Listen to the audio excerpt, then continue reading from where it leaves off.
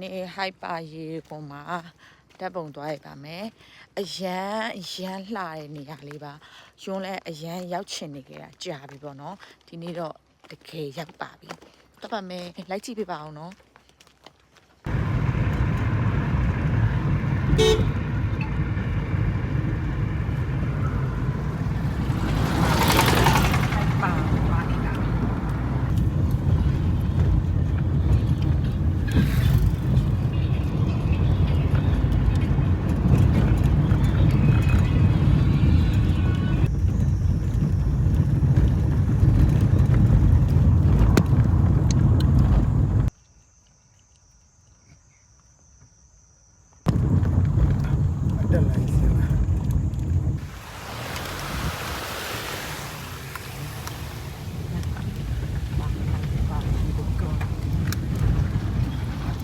ရောက်ပါပြီ